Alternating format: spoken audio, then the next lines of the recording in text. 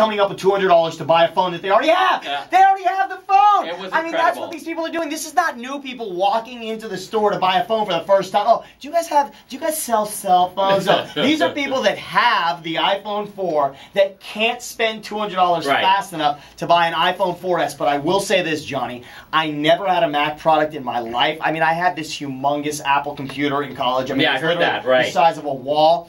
But this thing right here, yeah, the iPad. This iPad has changed my perspective on Mac. And I've been into the Apple Store now, and the Apple Store in itself is an experience. Right. Oh, it's like a museum. In and of itself. It's incredible. Technology museum. I mean, literally, money just falls out of your pocket when you walk in there. Because all of a sudden you feel like you need, maybe I do need a MacBook Air. Yeah. I mean, maybe I do need an iBook. Now, question for John and both of you. I think I know the answer to you, but John, you're a big music buff. You don't have an iPod? I don't. My wife does. I've never had an iPod. Wow, Johnny, really? Yeah, never. How about you, Sam? No, here's the funniest thing. So, okay, now Pat told me not to admit this, but I will here. So Pat gets me this iPad, and I'm thinking to myself, okay, what do I have to do to, start this thing up? Most things that come in a nice box that is shiny, it's sort of, you got to start it up. It doesn't just turn on and start. So I turn this thing on, and it says, connect to iTunes. And I go, okay, let me press something else here because that's not really applying to me.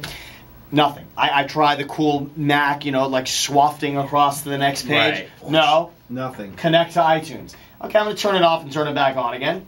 There must be something wrong. Connect to iTunes. Well, honestly, I never had an iPod. So I didn't really have an iTunes library to connect to, so I'm thinking, all right, will this work? Really? Yeah, exactly. So will this work if I just go to my PC and type in iTunes.com? Lo and behold, iTunes.com. I connected, and now it's a totally different world for me. Now I'm connected. Now I understand what's going on. I've got a library. I've got movies on here. I mean, it is an incredible machine, and like I told Misak earlier, tell me if you agree, I think this iPod is the marijuana of Mac products. It is the gateway drug to get you into that store. Because it's not asking you to get rid of your old laptop and get into something else. It's like a supplementary. It's not asking you to throw away your BlackBerry and get into a new phone. It's saying, you know what? You've got your things that you love.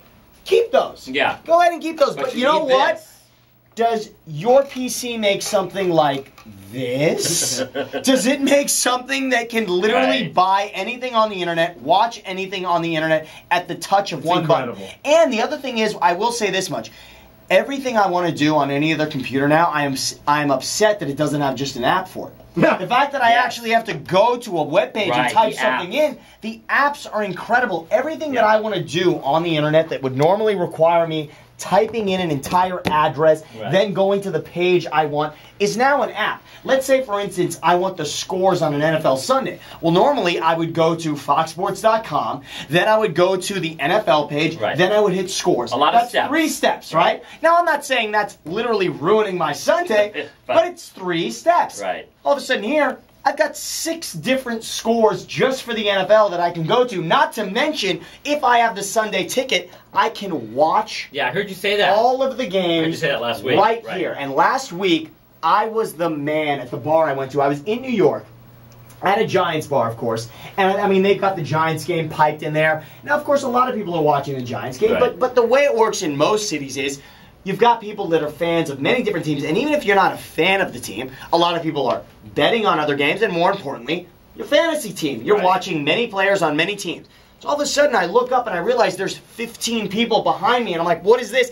I've got the iPad on the table in front of me, and I've got the Red Zone channel, I've got all the games. And some guy, some guy I've never heard of is like, what's going on in that Niners-Lions game, man? I'm like, I don't know, I'm trying to watch the Eagles over here, but all right, you want it, here you go, you got it. It's literally, it's an incredible product, and Apple, for whatever reason, I don't know, it took Steve Jobs dying for me to realize it for some reason, but this company, I used to make fun of people that had Macs. I used to think it was for another part of the brain that I just didn't have. I don't need to draw pictures on my computer. I'm not going to make beautiful music on my computer. I need to send emails. I need to browse the web. I need to write Word documents. That's about it. And for me, Mac didn't do those things the way I wanted it to be done. And a couple of years ago, I mean not like 2 or 3, but a couple of years ago, yes. Apple was literally out of business. Yes. They were going out of business. And we're talking now, like 15 years okay, ago. and guess what? And now, in 2 years, they're talking about this company right here. Going out of business. BlackBerry, RIM, going out of business, Right. which seems crazy because a couple of years ago, this is what everybody was talking about. It all comes back to sports. The owner, the CEO of RIM, the BlackBerry company, everyone's complaining that he's so busy trying to buy an NHL team that he got caught with his hands in his pocket as Apple ran by him. I'm going to tell you right now, I really do think, and again, now that I have an iPad and I still don't have an iPhone, and you're telling me all about the iPhone, which I love, but I think that it's this product right here, the iPad, which allows people to say, you know what? If I'm comfortable with this iPad, which I clearly wouldn't want to put up to my face as a phone, do they maybe make a smaller version of this that also rings when I need to get a phone call? Well, lo and behold, they do. Misak's got it, and it's got me thinking about it. The only thing I do have to say, and I agree with you 100% both of you, is I would just watch out. I definitely would just watch out a little bit for the Droid. I would definitely watch out for it. Okay, you're right. I this read is an article. An opportunity for them. You're right. I read an article a couple months ago that the Droid was going to pass the iPhone. So I don't know. I mean, I'm with you though. I love that. It's not wrong. But watch out for the Droid. It might come up behind. They make a great product. My dad has one. Loves the phone. My friend Tommy, by the way, went to the store the other day, and he actually got. He's been a Mac guy forever. Yeah. He thinks like that. He's going to medical school. He's going to be a doctor. I mean, there's parts of his brain that I just never had. So I understand that. I mean, look, he's a Mac guy, and I get it, and I love him for it. He went and got. They now make a 27-inch screen. So he got a real. What? Yes, it's beautiful. And the Mac. Remember, there's no tower anymore. The computer is literally just in the screen. That's right. He basically bought a television that is a computer, and it's gorgeous. I mean, honestly, I'll say this much for Mac. Is there a prettier product on the market? Oh, no. Aesthetically, it's amazing. Yeah. Mac is shiny and pretty in a way that electronics never thought they could be. And by the way, Misak, you watching The Strangers in a cabin is literally like Johnny watching Jaws in a raft in the middle of the ocean. I still can't believe that. It is the worst thing you could ever have done. I can't even believe that. All right, here's what we're going to do. Johnny Ramos is going to stick around, and in fact, you and I are sticking around as well. All right, and in 60 seconds, we're going to get into this. The most hated teams in sports, all right? Not just necessarily the most hated team in sports. We all know who it's going to be.